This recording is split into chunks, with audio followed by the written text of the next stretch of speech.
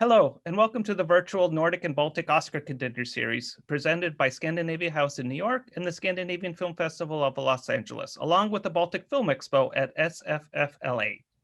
We're pleased to offer virtual screenings of films chosen by the Nordic and the Baltic countries to compete for the Oscar nomination for the Best International Feature Film category. These films are available to viewers across the US on the weekends of January 7th, 14th, and 21.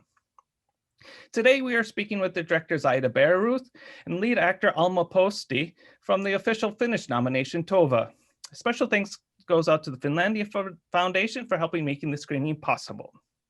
Moderating today's talk is Jule Rozite.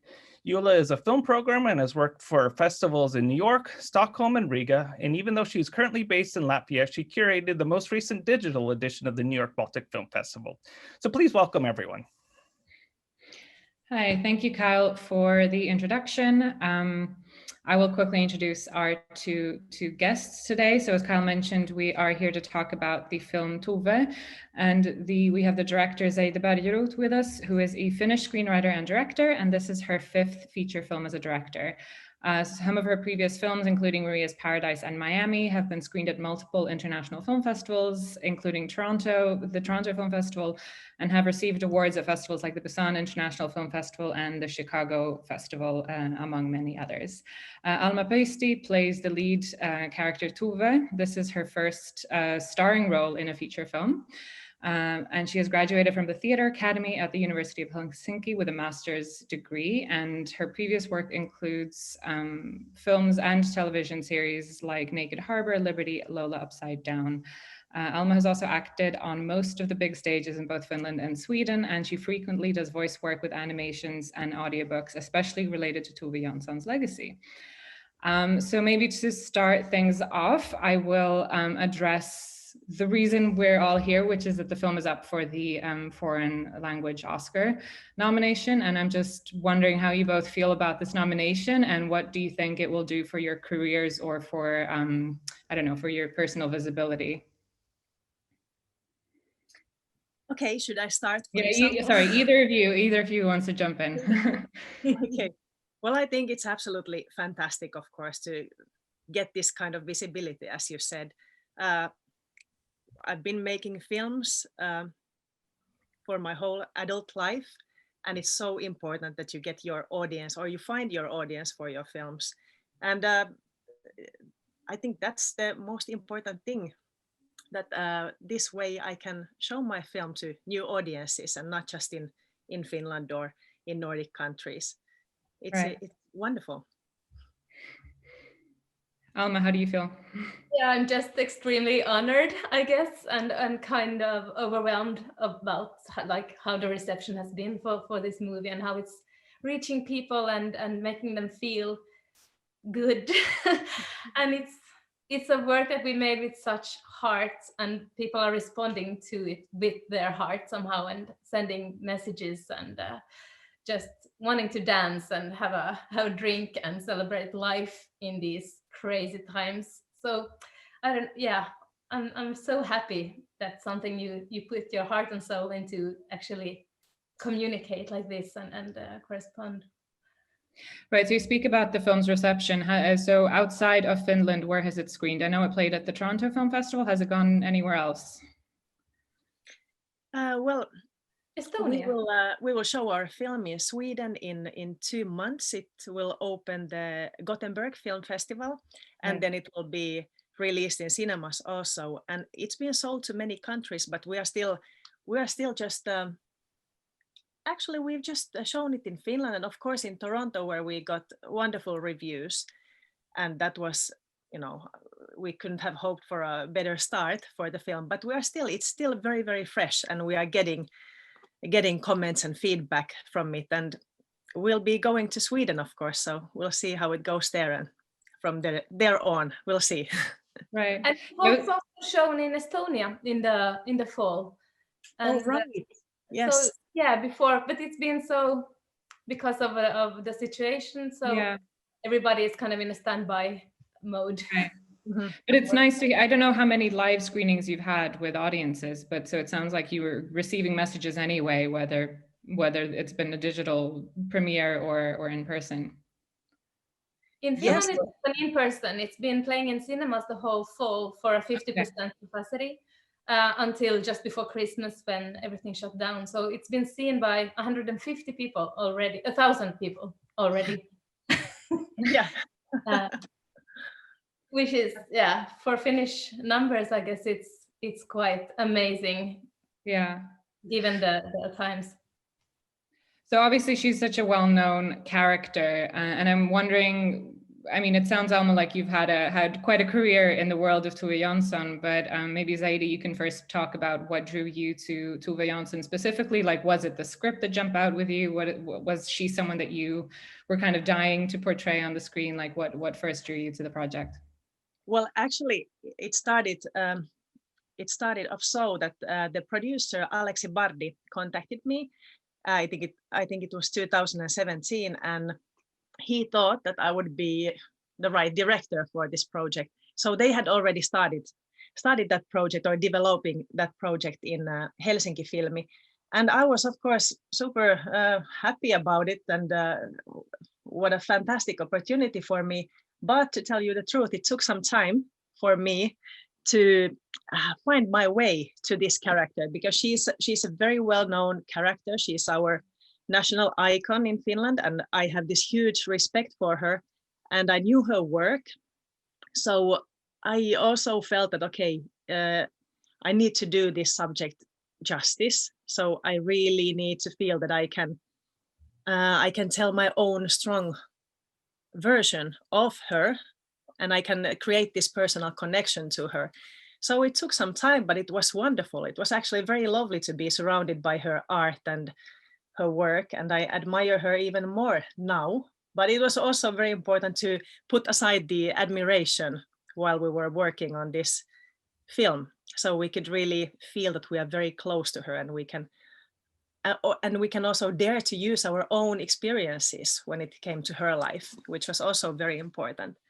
But I was happy to be invited to this project, but maybe I wouldn't have dared to suggest it myself. So I was happy that somebody else saw that this was a good combination.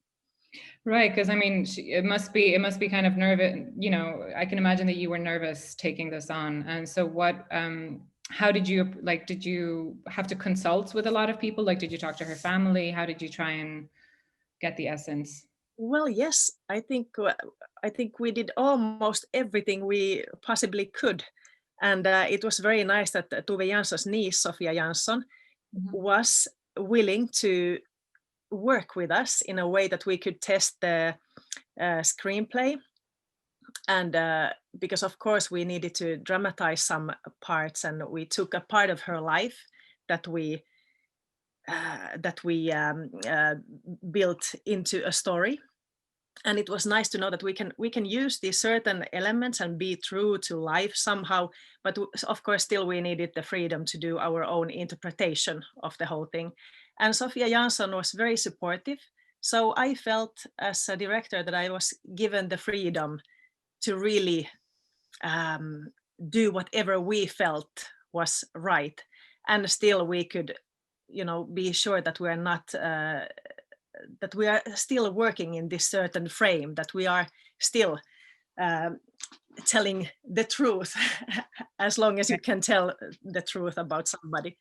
But yes, so we worked together with her and very many people who had done different studies of Tove Jansson and written her biographies, for example.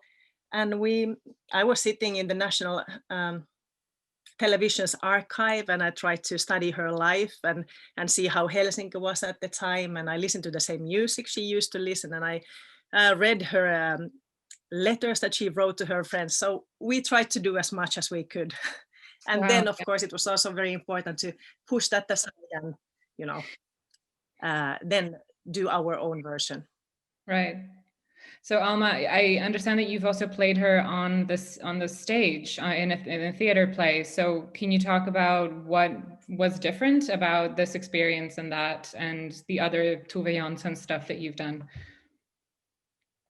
Yeah, my story with Tove goes back to, I think, the day I was born somehow. I've been growing up with her stories and hearing her kind of language my whole life. So she feels very close. And actually my grandparents were close friends to her as well. So it's a bit of a, of a mix in my life. Tove has been there somehow, distantly close. And then, yeah, I got asked to play her in 2017 in the Swedish theater here in Helsinki. And of course, it's a different, script and all. And then we were two Toves. There was one old Tove and I played the younger Tove. And so it focused on different parts of her life, perhaps. And one quite cool, I got like an insight in acting, that on the big stage, I had to kind of reach out from my own shyness somehow and to tell the story. But with Linda Wassberg, who is our photographer here in the movie Tove, she somehow taught me how to invite the camera inside my shyness to tell the story. And this was something quite big for me as an actor, to somehow understand how little is enough. And also working so closely with Zaida to kind of to stay real and to just let Tove live here in this body for this while. But it's a totally different expression, though the processes are very much alike. Right. So same but different thing. And so did either of you learn anything new that you didn't know before, or is she just so well known in Finland that everyone kind of knows everything? Well, I think even though she's super well known in Finland, I think we are telling about her during this period that is less known, this time before she became world famous. And I think there were so many new things for me, and I think it goes with the larger audience also in Finland, that people really didn't know about her youth and about her struggles with, for example, this artist identity and about her personal relationships with people too much. So I think it has been very interesting for people to know about this part of her life. Yeah, I think so too. For me, it's deepened the knowledge, and her world is just borderless. There is so much to learn all the time, even though I've been studying her for years, and you still keep finding new things. And her sense of humor is just, I mean, she was really crazy in many ways, and she was so funny. Like, she had this super like seriousness, but there is also a funny side to it, and she can twist and turn every situation somehow and see people in really interesting lights. And I think that's been something that expanded my sort of Tove brain, if you can call it that. And is her queerness or her bisexuality, is that something that is well known, or does this film is this the first that addresses it? Well, I think people were very aware of her relationship with Tuulikki Pietilä, which is also depicted in the film a little bit. But I don't think this very important relationship with Vivica Bandler was so well known. And I don't think this story could have been told very much earlier than what we did. And this feels very important also, that finally we can tell about her, right, about her story and about her also from before. So I don't think it's that well known. No, I was just kind of wondering, because I think it's interesting that Tom of Finland was nominated for, or it was the Finnish nomination for the Foreign Language Oscar a few years ago, and it also deals with a queer icon, but obviously he led with his queerness, like he could not know that he was gay. So I'm just wondering if there's like a discussion in Finland today about like queering history and kind of looking at your icons in a different way, or is it just kind of a coincidence that they pop up?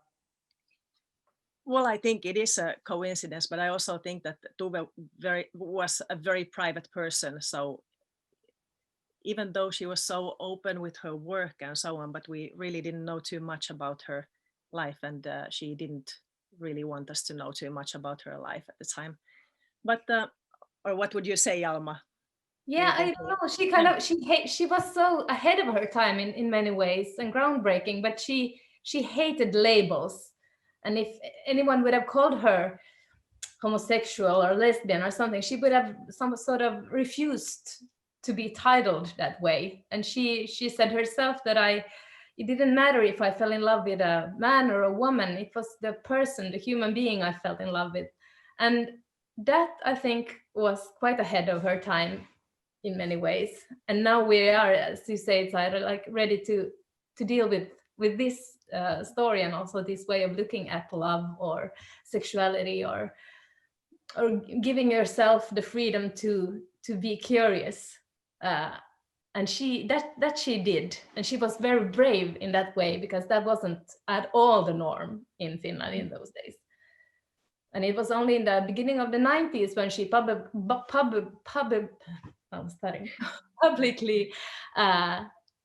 went Tuliken, and she came to the President Castle, for example, for the Independence Day party, which was the first time 2 women did that. Mm-hmm. So very silently she was breaking grounds, not blowing any big horns, but just like leading the life she wanted to live. And so you kind of mentioned this before as well, but her language is very specific and very rich. But before I talk about her language in her books, or like that she uses with her characters, I thought it was interesting if we could talk about the fact that she speaks Swedish or Finnish, Finlandssvenska, like the Swedish Finnish. I don't know what it's called in English, because that has been, at least, or I'm not sure if it still is, a kind of a sensitive topic in Finland. Maybe that if you ask a Finn if they speak Swedish, sometimes they get offended. So can you talk about why? I mean, obviously that was her language, but like, can you talk about working with this language in the film? Well. Yeah, I think the other producer, Andrea Reuter, was very clear about the language thing, because there wasn't really a conversation about should this film be in Finnish or Swedish, because it was so clear that this has to be in Swedish, because we are dealing with this wonderful artist and famous author whose language was Swedish. And there has been a lot of discussion about this topic, that, okay, will the Finnish people find their way to the audience if it's in Swedish, the film? And I think it was really nice that we proved with this film that yes, it can still speak to a large audience in Finland with no problems at all. And of course, I'm not a Finland Swede, but I know Alma could maybe talk a bit more about it, how important it is that that we are being true to the history and respecting this important part of our country. And I would happily give Alma a chance to say something about this. Well, yeah, I also think it's so important that we finally actually are true to the language of a protagonist who lived her whole life in Swedish, because there have been films about Swedish-speaking Finns before, like Sibelius, for example, or Helen Skärbäck, when they spoke Finnish. And not to say anything about the films, but if you do change the mother tongue of a person, but the surroundings is still Helsinki or whatever Finnish landscape, then you really miss out on so many things, and the context, and also the way Helsinki, for example, was a multilingual city in, for example, the 19th century. And all of these small side stories that you can tell by just the language and the richness of the language, and mixing languages, because we've been living this side by side for hundreds of years in this country. So it's really a shame to wipe out the Swedish language, which has been the case before. So I think we are all just extremely happy that this wasn't the case now with Tove, who actually spoke a very poor Finnish, if I've understood it correctly. And also, as you said, Zaida, with the reception, that people are really texting and sending messages, and they're really happy about that Tove is speaking her own language. And also because we're dealing with an author who's well, she was an artist and an author, but one of her main tools was language, and she was developing language and playing around with it all the time. So that would be weird to change it. Of course, Right. I also think that Tove could speak Spanish or Esperanto or whatever. You could make a movie like that. But if you really want to stay true to the core of a human, then language is a very, very important part of it. And so can you talk about her very own nicknames and the specific language that she used? And it wasn't just in her relationship with Vivica, I believe, but it was kind of hard to sometimes catch the glimpses, but I believe she had a nickname for her father maybe as well. That, like, can you talk about how you developed that and how that was written? And maybe talk a little bit about your collaboration with Eva, the scriptwriter, who I believe is also in the movie, by the way, right? Yes, Sorry? yeah. Eva Putro, that's where the whole process started. She came up with the idea that she would like to write about Tove Jansson, and there was another screenwriter writing with her in the very beginning, Jarno Elonen, and they found their way to Helsinki Filmi, and there the whole project started. And yes, I think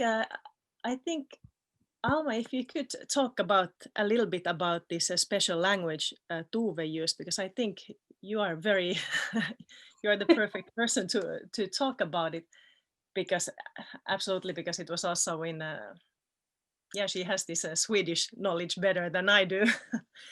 But yes, it was a wonderful collaboration with Eva Putro, and she plays Tove's very close friend, Maija Vanni, in the film. And yes, here's the ball to you again, Alma. Thank you.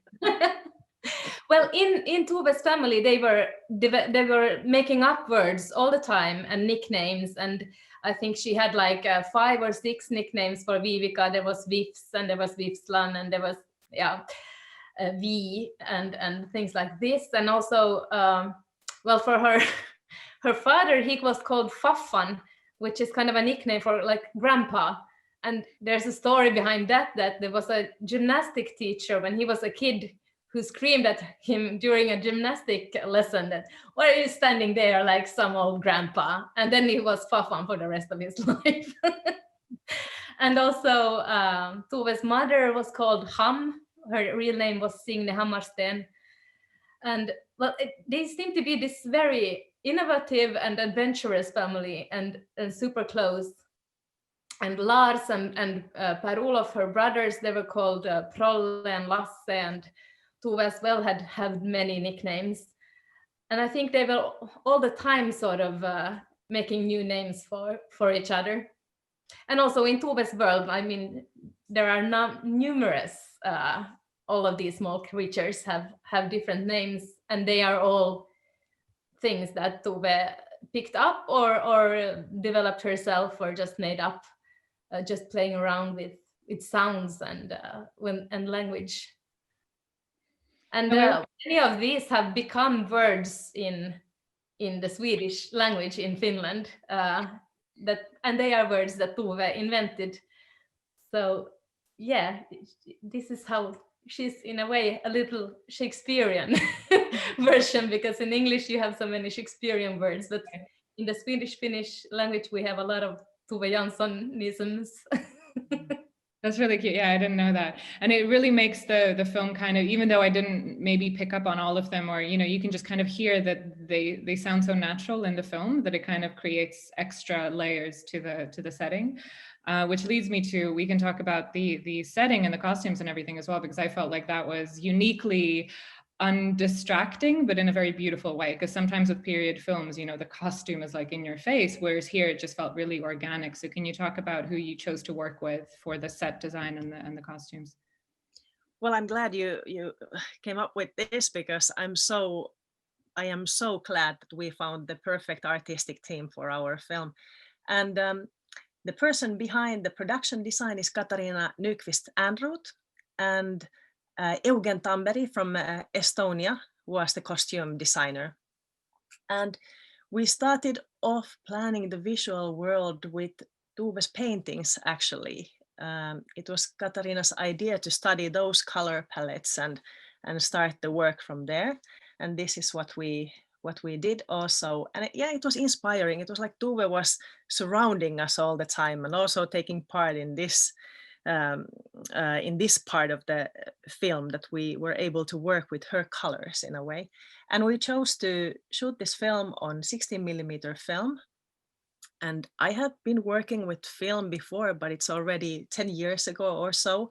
I had the chance before, and it was so lovely to make those demos again and remember why film is so beautiful, and so there is something very poetic and raw in it, something wonderful in the fact that you can't really control it. It has a life of its own, and you need to work with it. And I thought it was so perfect choice for our film. We are telling about Tove from already many decades ago, but and we get that little distance because the texture is so special with film. So it's like there's this fairy tale element to it a little bit, and still the way our director of photography, Linda Wasberg, operated the camera brought it very close and very intimate. So I like this combination, that there is something a bit fairy tale-ish in it, which fits Tove Jansson very well, I think, and still it's intimate and it comes close. And I can just admire the work of a costume designer and production designer. It was always lovely to come to the set and see what they had created. And of course, we tested many things from before, but it was just lovely to understand that, okay, I'm working with so talented people now that I just should enjoy it. But yes, I think we succeeded with some things very well in that area. Mm-hmm. Yeah, so you mentioned her artwork, so I was very curious about how did you use real pieces, or were they all replicas, or even like the drawings and the cartoons? Well, yes, they were replicas, but we had wonderful people doing those replicas, and actually Alma worked very closely with some of the art department team members. And maybe here you go again, you can talk about your hand double, for example, if you would like to. Yeah, our wonderful graphic designer Sandra Wahlbeck, who also made this poster. She's just amazing, but she has made everything from matchboxes to wine bottles to anything you see. It's her hand. And well, I took lessons in drawing with her, and also like writing with Tove's absolutely impossibly wonderful handwriting. It's one of the most beautiful in the world. But the first thing we did with Sandra was that we compared hands, because sometimes she needed to help me out with the details. So, and fortunately, we have exactly the same sort of hand. So together we became Tove's hand. Yeah, and then I also took lessons in painting in oil on canvas, which is a completely different thing from the drawings, and also using these old pencils and pens and things like this. So yeah, Sandra Wahlbeck is she's amazing, and the amount of work she put in this movie is just, the amount of detail is kind of mind-blowing. Yeah. Yes, I think we have to wrap up soon, but I want to end on one anecdote that I read somewhere about the film, that you had to change filming locations and you actually filmed Paris in somewhere else. So if you could talk about what stood in for Paris in the film. Well, yes, the thing is that we felt that it was very important to go to Paris and film this beautiful Parisian spring in there, to have another kind of visual look to that part of our story. And of course, we know how things went last spring in 2020, and it was very clear to us very quickly that, okay, there's no chance that we will ever go anywhere from Finland. And or the other chance would have been that we could have just waited until we could get to Paris. but thank God we didn't wait, because I don't know if we would be there anytime soon still.